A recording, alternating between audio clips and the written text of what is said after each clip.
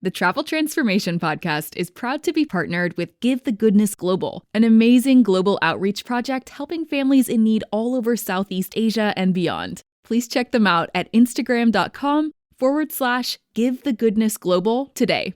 And now on to the podcast episode. Welcome to the Travel Transformation Podcast, where we talk all things travel and all things transformation, exploring the life-changing potential of solo travel, intentional travel, and location-independent working. Whether you're an aspiring digital nomad or simply wish to boost your confidence through epic travel experiences, I'm here to motivate and inspire you to go after all your wildest dreams. I'm Jessica Grace Coleman, author, certified travel coach, founder of the Travel Transformation Company, and your host for the Travel Transformation Podcast. Travel changed my life. Now let's change yours. You ready? Let's go. Welcome to the Travel Transformation Podcast, where we talk all things travel and all things transformation. My name's Jessica Grace Coleman, and I'm your host. And today I have an interview. I'm talking to intuitive life coach Lynne Marion. Lynne helps people embrace change and transformation so they can align their souls. She is a Heartfulness Meditation Trainer, which is practiced all around the globe, and she is highly passionate about travel. In this episode, we discuss what Heartfulness Meditation and intuitive life coaching are, how travel can help us find our true essence, comfort zones and how to leave them, Akashic records, Neuro-Linguistic Programming, listening to your soul nudges, and much, much more. Now, I find this subject fascinating, so let's get straight to the interview. Hi, Lynne. Welcome to the podcast. Thank you so much for coming on today. Hello, I'm so happy to be here. Thank you. Thank you. Okay, so I want to dive straight in.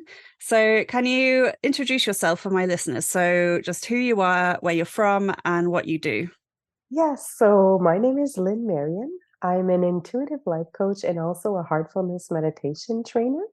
I live in Quebec City, Canada, the cold winters. And I'm also a passionate globetrotter. So I've lived and worked in many countries. And this year I just spent 4 months in Southeast Asia. Oh, great. Whereabouts did you go in Southeast Asia? I haven't been there for a long time, but I loved it when I went. Oh, so I mostly spent my time 3 months in India. Wow. Yes, and I went from Heartfulness Ashram to Heartfulness Ashram throughout the country. Amazing. I've not actually been to India, so I need to add that to my list.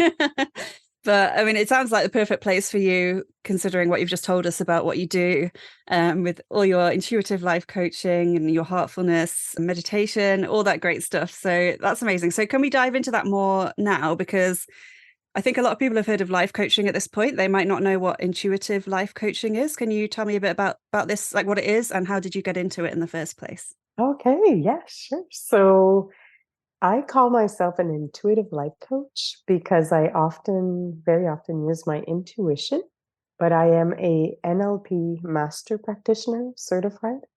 And so I mostly practice neuro-linguistic programming coaching. So what that does is I like to explain it. If you are today at point A, which is your situation, your challenge, or whether you have a dream, and you would like to be at point B, which is your goal or your accomplishment or dream made reality, manifested, sorry. And so an intuitive life coach will guide you from point A to point B, but I don't carry the answers. You do. You have all of your answers within. So an intuitive life coach acts as a guide to help you to move forward towards your goals or dreams and to align you. And so it is done through techniques or also just self-observation. And I act merely also as a mirror. So I follow you, and it allows you to truly go deeper within yourself, because in life we often get interrupted. Like if you think of when you're with friends and you really want to talk about something that is dear to your heart, and as soon as you start talking about this happened or you're feeling this way, then you can be intercepted and someone else will start and talk about that. So it's already gone off the floor. You can't go deeper than that. Yeah, I totally agree with that. And I've had sort of not a lot of life coaching, but I've had sort of like a sample of it. And I just found it so amazing how some of it was just as simple as the coach was listening to me talk about my thing that I wanted to get better at or solve or whatever, and would be writing notes. And then she'd just sort of respond to me basically what I said, but maybe in a slightly different way, or just like, so this is just to confirm this is what you're feeling. And just having someone like mirror it back to you, like you say, and have it someone else say the words is so powerful, because sometimes you don't even realize what you've said. I was like, oh, did I say that? Oh God, I did. Oh wow, okay. And like you say, if you're just talking to friends who might not be, trained in this kind of stuff, then you don't get those sort of very simple realizations that lead to the really deep realizations. And you mentioned there NLP, Neuro-Linguistic Programming. Is this anything to do with tapping? Is that part of it? Or is that a completely different thing? Okay, so tapping is different. Neuro-linguistic programming is more about, how we have like billions of neurons. And what happens is we have a lot of programs running. So it's a little bit like a domino effect. So let's say you're drinking coffee. So even before you pour the coffee in your cup, in your mug, you've probably associated it to some kind of feeling. Oh, yes, I'm going to have my coffee. I'll wake up. So what happens is as soon as you touch your cup or your mug or you see it, then all of a sudden, all of these neurons, the circuit gets activated down the line into, okay, I'm feeling so happy, I'll be awake, or I'm going to wake myself up, or I love coffee or something. So we continuously have many, many programs playing throughout the day. So for instance, in NLP, what's super fun is that you can go and look at if there are any programs not serving you anymore. So if you have a specific goal, like a lot of women, let's say they would like to lose weight or they'd like to be slim. So then what's happening is maybe they have a programming that you have to finish your plate. Because if you don't finish, some people are starving in the world. It's absolutely not a good thing. So you eat even when you're not hungry. So then you gain weight. So this is just like a very basic example, but it's just to show that we have a lot of programming. And so when you are having an NLP session, these programs can come out and then we can reprogram those that aren't serving you anymore. Yeah, I understand that now. And it made me think of when you have, you've got your browser open on your laptop and you have like a million different tabs and occasionally you have to go through them and close the ones that aren't serving you anymore because the computer's running too slow now. And you're like, maybe I should do something about this. It's kind of a similar thing. I love that. Yeah, that's my issue all the time. I have so many things open, so many things like vying for my attention that it's just too overwhelming sometimes. Okay, so how did you get into this? Like, is it something you've always been interested in, or how did that come about? Okay, great question. So I had no idea. I started off, my dream was to become a math professor at the college level. I love mathematics, and a lot of people don't. Like, I'm a calculus geek. So I wanted to teach that. And life had other plans for me. So I worked a lot in humanitarian work, in community organizations as well. I traveled the world. And after a while, it's as though my soul, which I didn't know at the time, but it was my soul nudging me to change, as if I had to break up with my passion of humanitarian work, project management. And so I didn't know at all what I was going to do, but I just knew that I had to change something. So that feeling was very clear inside of me. And so I, for the first time, consulted my very first life coach, NLP life coach, but I had no idea I'd become one. So through exercises, she really helped me to be clearer. That's also another thing that coaching does. And so I ended up seeing, after our session, I ended up seeing this post that there was this introduction to NLP life coaching, and it just intrigued me. So I thought, maybe I should assist and attend. So I did. I signed up and I joined. And after the introduction, I decided to sign up for the master practitioner, which was a 6-month investment. So I did that. And after that, I'm like, I love this. So after the master practitioner, I signed up. After the practitioner, sorry, I signed up for the master practitioner, which was another 6 months. And after that, I said, oh my God, I'm a life coach. And I really, really loved it. And I had my first clients. Oh, wow. Amazing. And you said there you had the feeling that your soul was nudging you. It might be hard to explain, but can you explain what you mean by that? Because I think maybe people do have that, or they're waiting for that moment, or, could you explain it a little bit, how it felt for you personally? Yeah, sure. So what was happening is that it's a little bit, it felt like when you're at the end of a relationship, when you know that, this is sounding very familiar. It's like turning in circles, and you just feel like something has to shift, something has to change, or we need to break up, something like that. So, what I was feeling was that I had ended my project, my contract had ended, and I was looking for another contract. I'm telling you, I have never in my life sent so many CVs. I sent about 53 CVs without any response, except in Amsterdam. They told me I was number 22. I found that very interesting. Wow. They're super, super organized. Everyone else, it was a complete silence, which is highly, highly unusual because I was qualified to do what I did.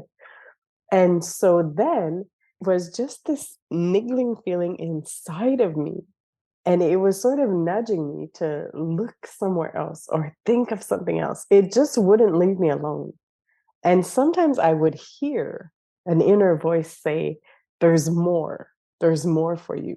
And for me, it was the sensation. It just didn't feel right to continue on the path that I had been on for the last 10 years. So it was like, wow, the only thing I knew was that I needed to go into newness and the unknown, but I had no idea what that was, but I knew that was the right thing to do. So this entire time it was inside of me and it was just nudging me. Like if I would have applied to another job, let's say I'm in front of my computer and I'm trying to send out a CV, I'm not going to feel well. The computer's going to block. There's going to be something happening that doesn't feel right. Just like a little bit when people are in a dead end relationship and they don't want to face it, there's going to be a lot of signs and symptoms happening. Like you're not going to feel good continuing, or it's something inside of you is going to contract, or you're going to start developing physical symptoms sometimes. All of those, I feel, is your body's wisdom and your entire being trying to speak to you and to guide you. And what I find has been most helpful is when you stop neglecting those nudges, you sit down quietly with yourself. And if you wish, I would take a journal, or it could be a paper and a pen, and just write out what I'm feeling. And then sometimes I would also receive some new inspirations. I would just let my body write. So it's about not listening to your mind so much and allowing to go deeper and connecting to your body and being. Does that answer your question? Does that make sense? Yeah, and I'm a huge fan of like just writing and seeing what happens. As a writer myself, that's how I write most of my stuff. I just see what happens when I start writing.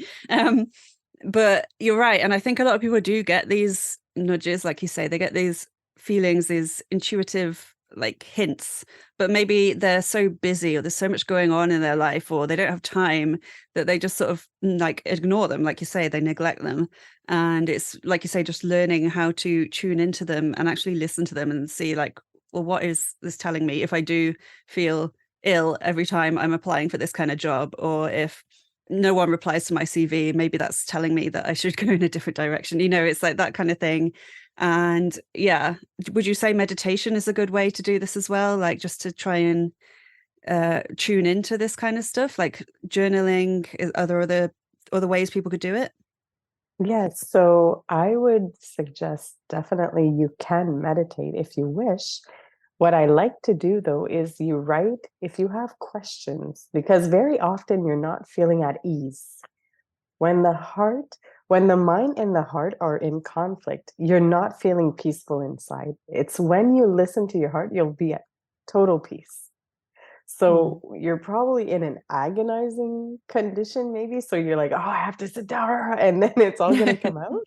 But what I would recommend, maybe, yes, you can meditate, and I would write the questions down somewhere. Or if you don't want to write, you can record yourself, but put it out into the world. And then you can meditate and see if you've received answers. It could be instant.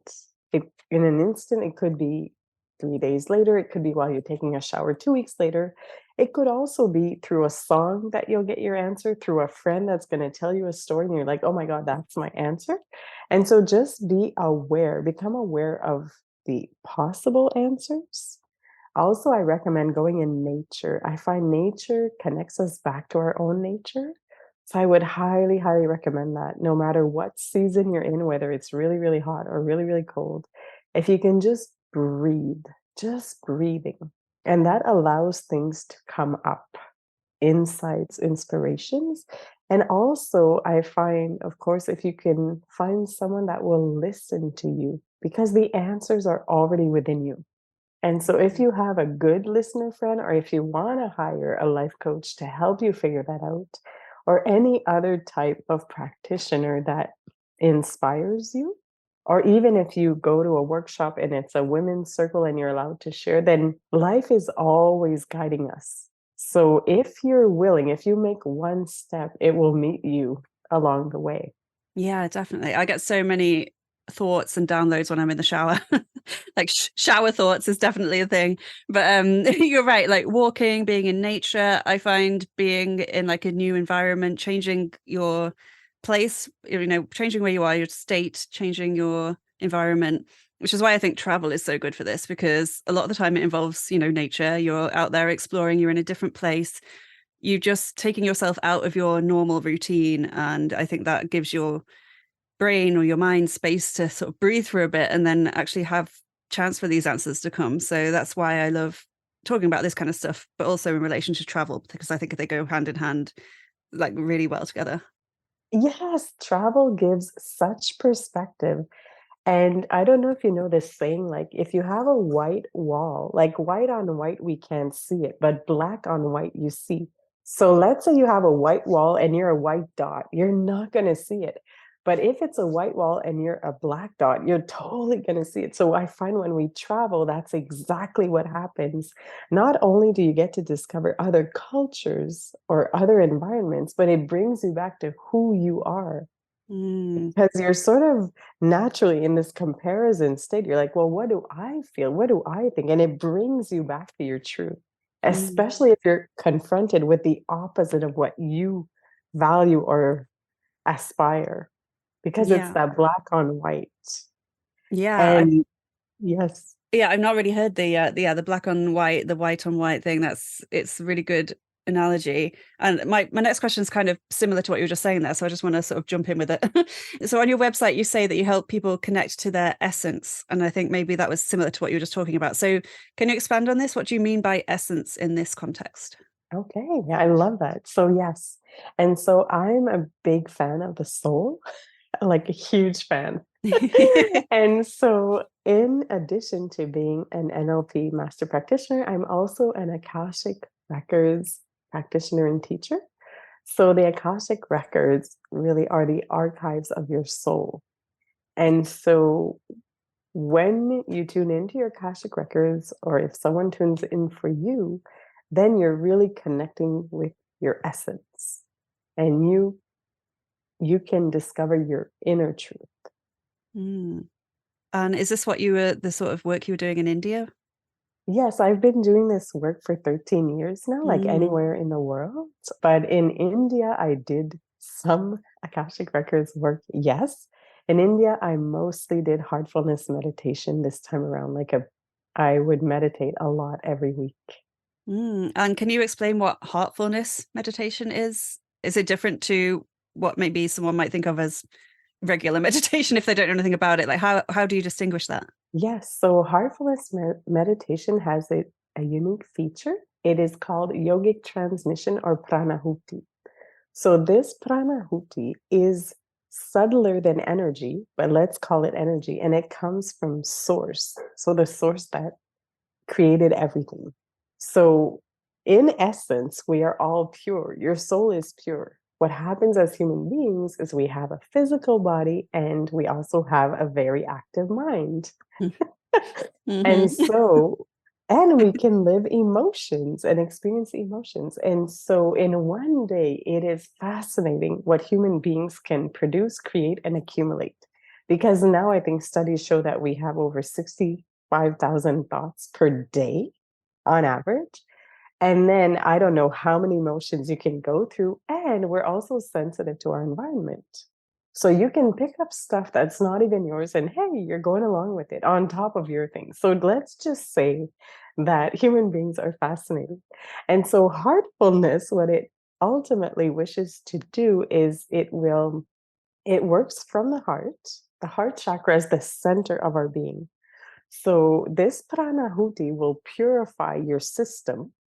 It's really been life changing for me. And so I call it a little bit like having an energetic shower. Like you just cleanse yourself from what you've accumulated. And why heartfulness? Because we are ultimately meant to live from the heart. So I call it your heart being the pilot, and your mind should be your co pilot and not the other way around. And so heartfulness really helps to shed away the layers or the impurities that are preventing you from hearing your heart or being connected to your heart. And because the heart knows the truth, the thing with the mind can justify anything and everything. And so, hey, I want to kill my neighbor. What an excellent idea. Here are the reasons why. For example, right? Or some of you might want to kill your in laws or whatever it is, or that annoying person in your life. But your heart would not allow you to do that because that is not the correct thing to do. And so that is an extreme example, but ideally, we would not choose from the mind. We would choose your heart can guide you, and then you can feel your way through life, or you'll just sense it, and then you'll know, okay, this is right. This doesn't feel right. And even if you wish to observe yourself, I have found with myself and a lot of people that anything that's not ultimately good for us, we sort of contract. Our energy contracts, our body can contract. Sometimes it's very subtle. And if it's good, then we're in expansion. We're feeling alive, we're feeling vibrant, we feel joy. But if it's not, we're like, oh, and then we sort of contract. And sometimes it's so subtle and silent, but the mind is the loudest karaoke singer you'll find, right? It never wants to give the microphone to someone else to sing. Like it just wants the center stage. So I find heartfulness very naturally without analyzing or doing anything. And simple practice. You close your eyes and this pranahuti just does the work and it balances you out. Are you ready for adventure? Are you ready to become location independent? Are you ready to create your ultimate dream lifestyle? Then I have just the thing for you. The Flip the Script Academy with me, Jessica Grace Coleman. My online academy, which is bursting with life-changing courses and resources, is for anyone who feels stuck in life, wants to make a change, would like more meaning and purpose in their life, wants to shake things up, especially after the pandemic, wants to start or grow a business or side hustle they can run from the road, wants to incorporate travel into their lives in all kinds of different ways, or is simply ready for an epic transformation. For more info, just head to traveltransformationcoach.com/academy. And now, back to the Travel Transformation Podcast. I love that. I love the idea of an energetic shower as well. I think I need that. That sounds amazing. And I'd just like to go back to the Akashic records for a bit because I don't know much about this, but I find it fascinating. So if someone's listening and they've literally never heard of this term before, can you just go through like the basics of what you mean by this? Okay, so the Akashic records, first of all, are infinite. And they've been referred to as the book of life or the universal consciousness. And so my understanding is that everything gets recorded. So all of your emotions, actions, thoughts, experiences, relationships, everything just gets recorded. And I feel because the soul, when it leaves source and then it experiences different things, it can take on many forms. Like right now we have a human form, but we don't know before we came here and after this. Okay.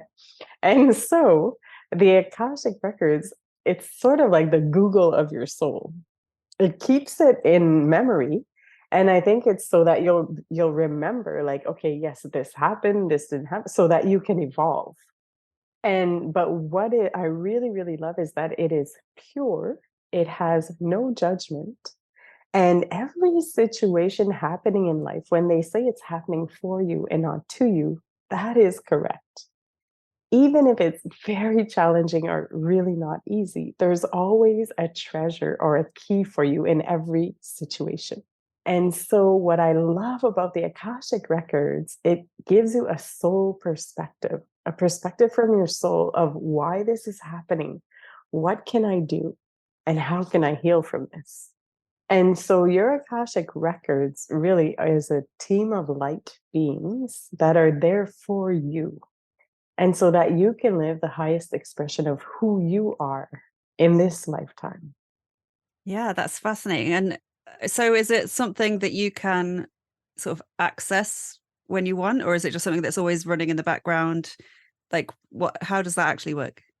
Yes, so there are different means of accessing the Akashic records. I personally have used prayers, like it's a specific prayer that I use, and then it just opens either my Akashic records or my client, someone else's Akashic records.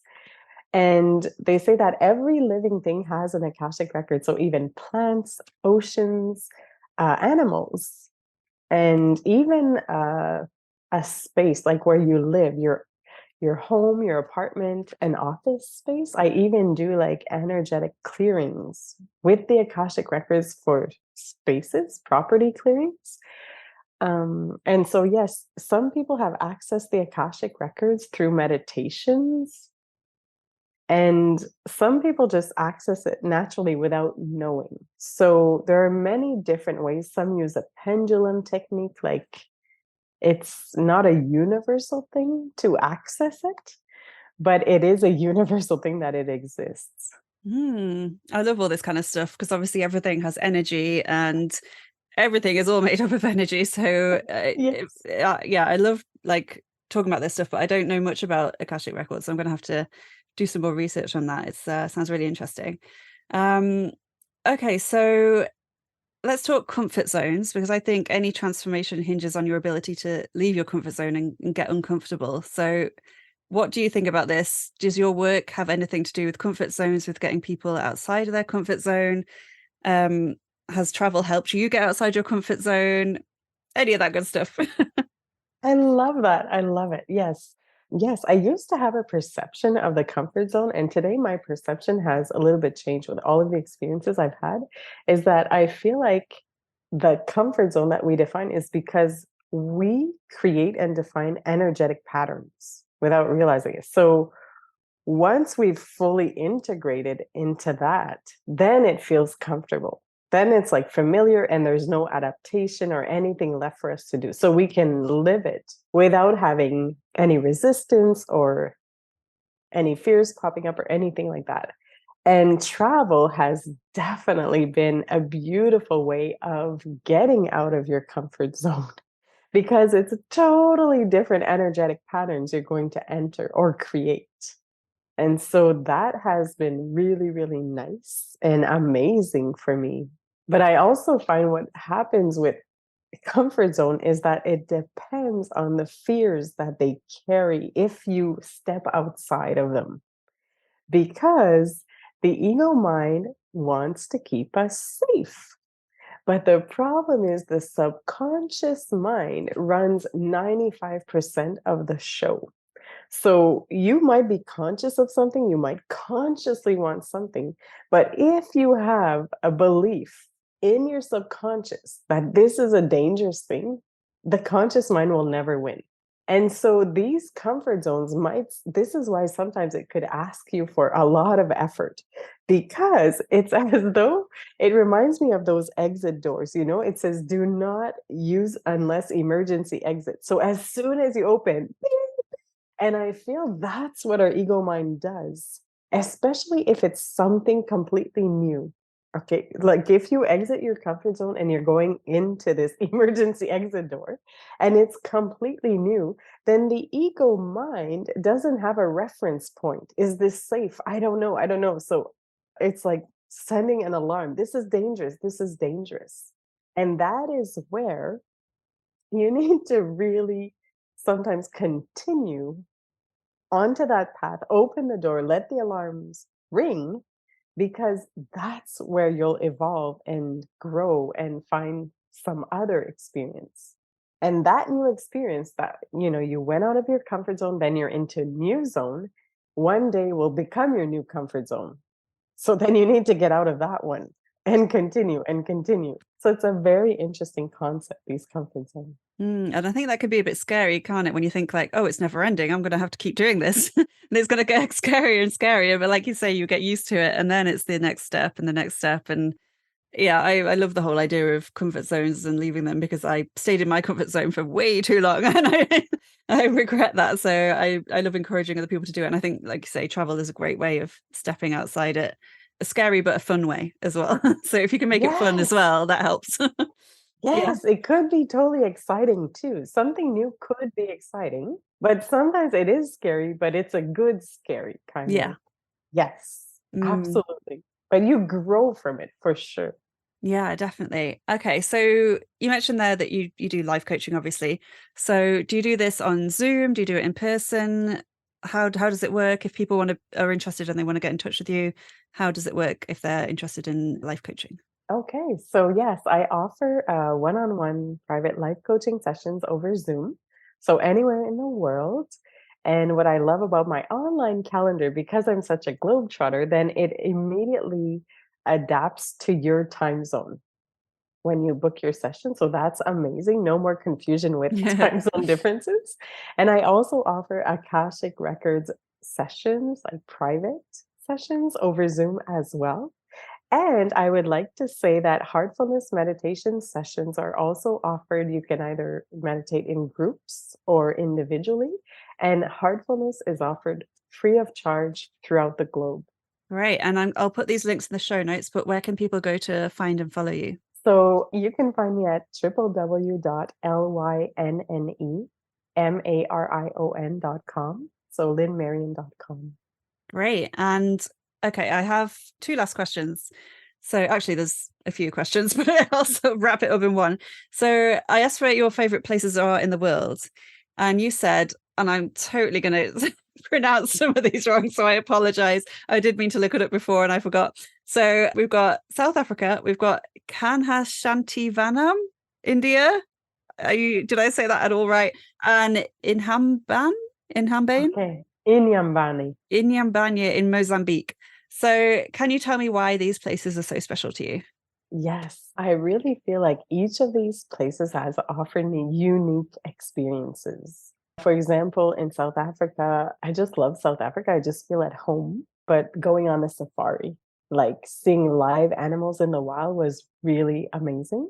And then in Kanha Shantivanam, that's the biggest spiritual center in the world. You can sit 110,000 people in the meditation hall. It is highly, highly impressive. It's heaven on earth. So I highly recommend visiting Kanha Shantivana. And in Inhambane, Mozambique, I worked there for a humanitarian project, and it was by the Indian Ocean. So I could go to the beach every single weekend. And it's just so special to my heart because I've lived all kinds of experiences there and met all kinds of wonderful kindred souls, also travelers and non travelers. And it was just very, very magical. I love magical places. So I will definitely do some more research on those places. They sound amazing. Okay, so my last question is there anything else you want to mention or any last message you want to get across before we go on any of the subjects we've talked about or anything else? Yes, so I would like to say that honestly, I believe your heart is your most precious asset. So if you can create space in your life today to start developing a relationship with your heart, like a connection to your heart, and maybe listen to it because it is so wise and it knows so much and it will help you. It is there for you 24/7. and as is your soul. So I would definitely make time out in my day or week or month, even if you feel like you don't have time for this. I feel that's when you need it the most. Wise words there. That is definitely true. A lot of people are saying, they're so busy, they don't have time for the self-care or the meditation or the journaling or any of the things that could actually help them with the rest of their life and the rest of their busyness. So I totally agree with that. And that's a really beautiful note to end on. So thank you so much for coming on today. I really appreciate it. Thank you so much. My pleasure. Thank you for listening to the Travel Transformation Podcast with me, Jessica Grace Coleman.